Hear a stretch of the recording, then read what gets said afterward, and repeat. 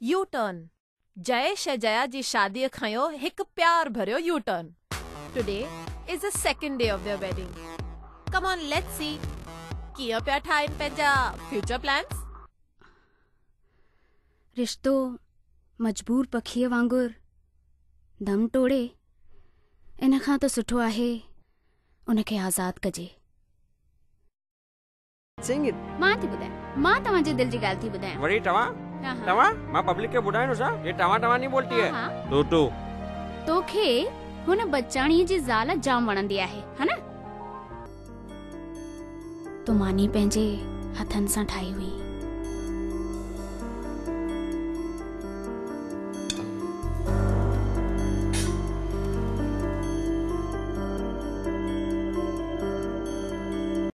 मां घट में घटि एतिरो त चवां थो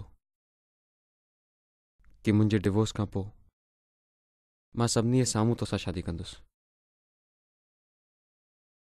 पर जया लिकाए थी ऐं मां तुंहिंजे मथे ते किस करे तोखे उथारींदो आहियां। तोखे ॾाढो वणंदो आहे न? वणंदो आहे न? मम्मा प्लीज पप्पा सां बदी करी छॾ न। मम्मा जॾहिं असीं कटी कंदा आहियूं तॾहिं तूं चई थी असांखे कटी न करण खपे, त पोइ तूं छो थी करी?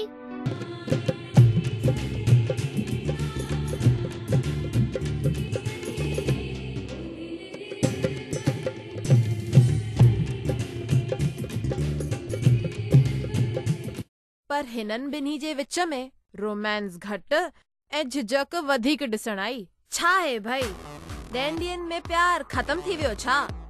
या वरी थी तो सघे कि कैमरा जे साम्हूं रोमांस करण में थोड़ो शर्म ईंदो हुजे। जया, वी आर कॉलेज फ्रेंड्स यार। हुन खां पोइ मां तुंहिंजो बॉस आहियां। ऑफिस में चर्चो न, कोई प्रॉब्लम कोन्हे। हिते सिर्फ़ अनिल, ओनली अनिल। खैर, जिया जैसी जो छा सोचो?